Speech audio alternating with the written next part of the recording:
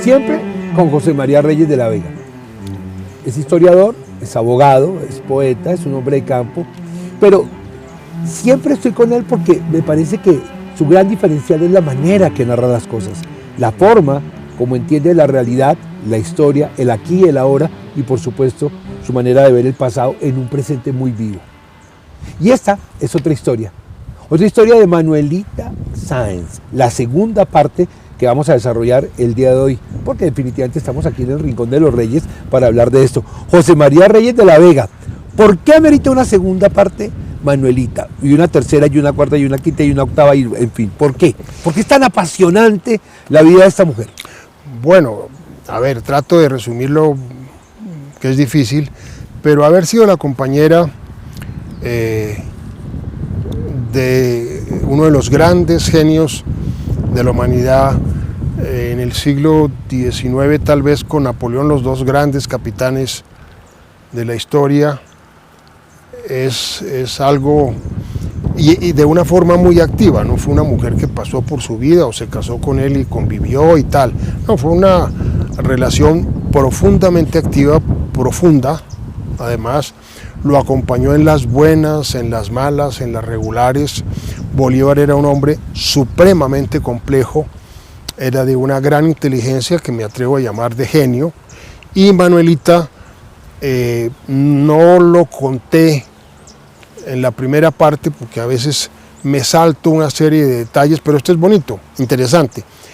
Se conocieron de la siguiente manera: no los presentó la amante Rosita Campuzano del general San Martín, quien era amiga de Manuelita porque había vivido en Lima con Thorne, su esposo, infeliz desde luego, ambos, sino que entrando Bolívar a Quito de una de sus campañas, creo que venía de Bogotá y con su ejército colombiano, acompañado por Córdoba y tal vez con el mariscal Sucre, en fin, venía Bolívar en un bello, hermoso caballo blanco que le tenían casi siempre para entrar.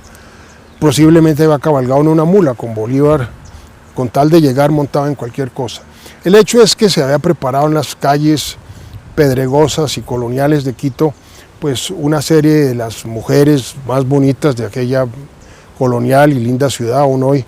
Le botó a Bolívar pasando una corona de flores, de laureles posiblemente, para que cayera enfrente al caballo de él, con tan buena o mala suerte que le cayó en el pecho a Bolívar, que iba con su traje más elegante. Era un hombre muy fino, que eso no se tiene en cuenta. Dicen que era flaco, que era bajito, que eso es carreta.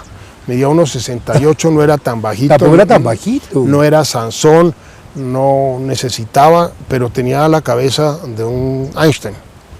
En fin, sin exageraciones, le cae esa corona en el pecho y por la noche en la casa de la familia Larrea se presentan oficialmente y Manuelita se excusa por haberle tirado esa corona y que le hubiera caído en el pecho del Libertador.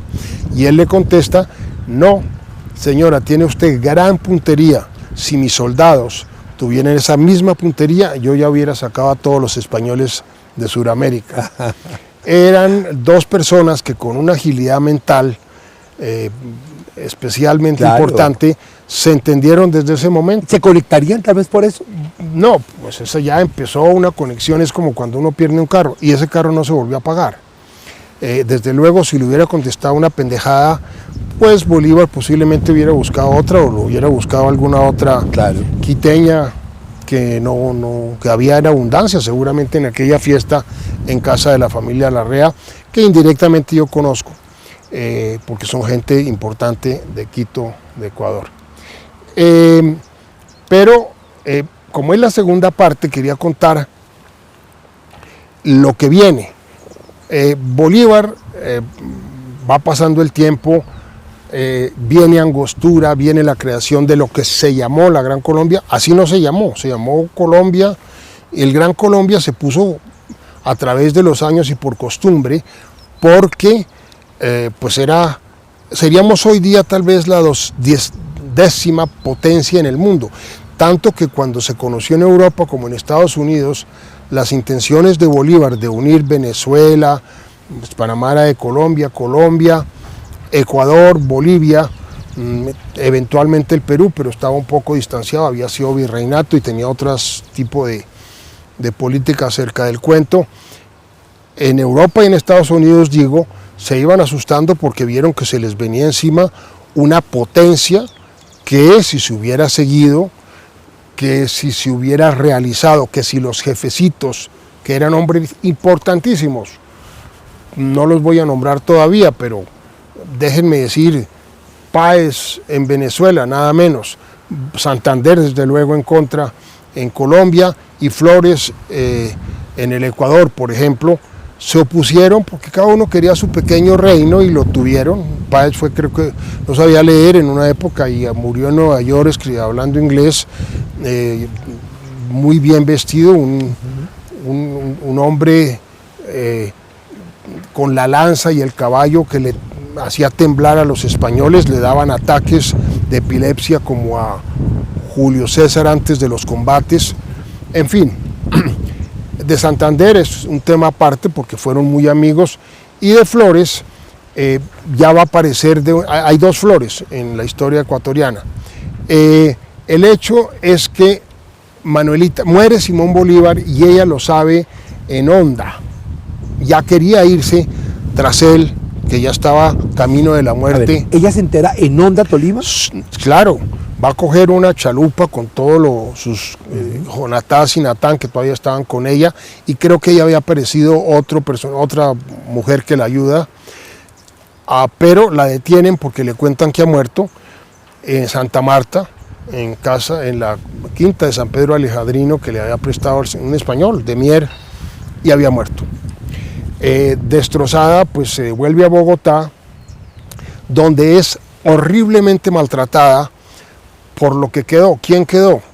Los generales venezolanos pues fueron saliendo, se fueron muriendo, como Lamar, como Urdaneta, que era un bolivariano exagerado, y fueron quedando sus enemigos, de tal manera que, por ejemplo, esto es una de las cosas más horribles que se le hizo, a ver, un tal Domingo Durán le manda, para desterrarla, le manda razón de que se tiene que ir, que se tiene que largar, que la destierran. Ese día no lo recibe, pues está enferma, o se hace la enferma, y era una mujer jodida, no era una tonta que iba haciéndole caso al bien poder. jodida era. Pues era una mujer aguerrida, había pasado 8 años de guerra con el Libertador, y venía lo peor porque ya no estaba él, estaba sola, terrible, en una ciudad que la detestaba, pero no. Por las noches había toda clase de unos afiches que se llamaban entonces más propiamente papeluchos, pegados por el antibolivarismo, que decían abajo Longaniza, abajo Bolívar, fuera el tirano. Bueno, ella también ponía viva Bolívar, ponía sus Natán y Jonatán, y ella misma embadurnaba con goma o con lo que engrudo se llama, claro. Lo mismo, y una guerra entre una y otra, pero muy maltratada. Total, aparecen lo que se llamó en ese momento unas mujeres liberales en el sentido de libertad. Le dicen, ¿qué tiene de malo pegar unos papeluchos? No mortifiquen, no zorrostriquen más a esta mujer, heroína de la patria, entre otras. Déjenla tranquila. Pero no suficiente, vuelven a tratar de detenerla para sacarla a las patadas, y esta vez la encuentran ya no enferma ni en la cama, sino con su uniforme de coronela, con sus condecoraciones, con un sable y una pistola. Divina. Y así claro, una mujer divina, imponente, de botas negras, con esa belleza de pelo, una cara lozana y fresca y valiente, como el que más de los que venían con bayoneta calada y tal a sacarla, y lo saca ella, no a tiros porque no hubo necesidad, pero se van acobardados ante una mujer furiosa en una escalera, con un sable que corta y mata, y con una pistola que por lo menos un tiro iba a dar, claro, tal vez 2. El hecho es que de ahí ella comprende que ha empezado su destierro, y empieza... ¿Qué palabra más dura? Violenta porque ella había vivido 6 años en Bogotá, sola, Ya sola, ella comprende también, porque era muy inteligente, que es la consecuencia de haber sido la mujer del Libertador que lo había acompañado en sus gestas, que había quemado en una fiesta la esfinge, un muñeco de trapo que habían hecho allí, y era Santander, y lo manda a fusilar, y Bolívar se pone furioso. Él no estaba en una fiesta. Ella era una mujer activa, no era una costurera de tomar... de adorno. No, y comer galletitas y tejer como Penélope en las frías tardes bogotanas, tomando chocolate y buñuelos. Y colaciones. Y colaciones. Entonces salta ella a Cartagena, donde la ponen presa de la forma más asquerosa, pero dura poco. No sé si en Cartagena en sí, o posiblemente en el castillo de Boca Chica, saliendo ya a mar abierto. Claro. Dura muy poco, un barco, pienso yo, que mandado por Maxwell Hislop, quien ya había ayudado a Bolívar muchos años antes, cuando la pérdida de Puerto Cabello, que le costó su pelea con Miranda y tal, él se refugió en Jamaica. Hislop Pérez, primer ministro de Jamaica, la recoge y la recibe en Jamaica, donde pasa largo tiempo en tranquilidad y trata de ir organizando su regreso a Quito, la ciudad donde nació, donde está su herencia, su raza de Catahuanca. ¿Cómo? Sus raíces. Pues sí, claro. Quito ya es otro cuento, ha muerto también el mariscal Sucre a manos de los mismos conjurados, posiblemente de la noche septembrina y del baile de disfraces. En ambas ocasiones Manuela salva al Libertador y dirige la operación desde Popayán el general, hijo natural, entre otras, José María Obando, de muy buena facha, de ojos azules, gastaba mucho dinero en sus uniformes, desde luego hechos en Europa, posiblemente en Francia o en Inglaterra, porque pues no iba a ser en España. Obando no está solo, él está dirigido, ya dije, creo yo, tengo el convencimiento, que por los enemigos de Bolívar, que salían de Santa Fe de Bogotá, porque pues estaba... no quisiera nombrarlo y acusarlo todo el tiempo, porque pese a ser un general más de escritorio que de otra cosa, Santander hizo algunas cosas importantes, como planear la educación, en fin, no es el tema de hoy. El hecho es que ella trata de llegar a Quito, está de presidente Flores, hay dos Flores, ya lo dije, y la recibe, pero cambia de presidenta. Él cae y sube un señor Rocafuerte que la echa también miserablemente y se va para Guayaquil. En Guayaquil tampoco es bienvenida por influencias y cosas. Total, sigue su retirada y me voy a permitir leer dos frases que tienen que ver con este horror que está viviendo esta mujer valerosa. Y dicen así. Esta máxima es de Tennessee Williams, el americano. Hay un tiempo de partir incluso cuando no hay lugar cierto al que ir. La otra frase es de Jean-Paul Sartre, 2 siglos después, pero también es importante porque ella parece que lo hubiera tenido en cuenta sin que Sartre ni siquiera hubiera nacido. Una batalla perdida es una batalla que se cree perdida. Eso es Jean-Paul Sartre, como dije. Me encanta. Bueno, entonces Manuela sigue su camino, como queda descrito allí, y va a parar al Perú. En el Perú encuentra un pueblo, llamémoslo miserable, pero un puerto donde atracan barcos balleneros, la mayoría americanos, que se llama Paita. Paita.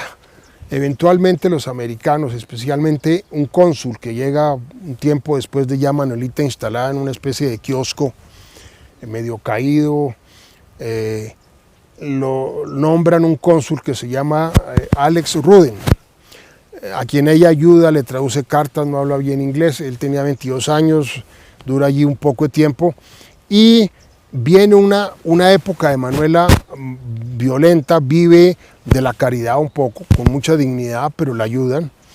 Cerca se le instala nada menos que Simón Rodríguez, el maestro rusoniano del Libertador, y entre los dos pasan unas noches y unas tardes maravillosas recordando aquellas épocas. Le ha llegado la correspondencia de O'Leary, que le manda O'Leary de Bolívar, entregan a la nación lo que era teniente, al gobierno neogranadino, colombiano, y las personales se las mandan a ellas entre un baúl muy bonito forrado de cuero. Entonces se basan en esas cartas, hablan sobre el recién pasado. Manuela va a pasar 26 años sola, va a morir de 56 años en el año 56 y va a pasar 26 sin Bolívar. En ese miserable pueblo, donde además hace dulces, confituras, traduce cartas, vende algunas mercancías, se ayuda como puede, nunca pierde la dignidad, que es algo en el ser humano que nos distingue de los animales, que son dignos, entre otras, de otra manera. Y la llegan a visitar unos personajes que uno no puede creer, fuera de una cantidad limitada, por una cantidad de políticos que la quieren ver, que quieren oír sus conversaciones, algún lagarto, como se llama hoy día en el siglo XX, etcétera. No tengo mucha noticia de los lagartos, pero quiero mencionar 3 personajes de importancia, que son Giuseppe Garibaldi, que unió Italia. Claro. Se informa sobre Manuela Sáenz en Panamá y va a visitarla y a conocer ese monstruo de mujer, un monstruo en el mejor de los sentidos. También nada menos que Herman Melville, que el que escribió Moby Dick, la ballena gigantesca, posiblemente se inspiró allí porque era un puerto ballenero, es decir, ahí paraban para avituallarse barcos balleneros de americanos, la mayoría. Melville la visita y desde luego está Simón Rodríguez. Tal vez son los personajes más importantes con los que tiene relación en esos terribles años de Paita. Llega uno de esos barcos con difteria o algo parecido, entonces se va muriendo la gente, muere ella, incendian absolutamente el pueblo para evitar que se propague esa horrible enfermedad, queman las cartas, queman el baúl, queman la choza donde vivía, han desaparecido también en la nube del tiempo, como el hijo de Cleopatra y Julio César, Cesarión, desaparece entre las multitudes o entre los caminos polvorientos. Y seguiremos hablando de Manuelita Sáenz porque yo pienso, mi querido José María Reyes, que esto da para muchos programas más y esa será otra historia, aquí en el Rincón de los Reyes. Y no se muevan, porque ya viene la historia contada por un bisnieto del general Rafael Reyes.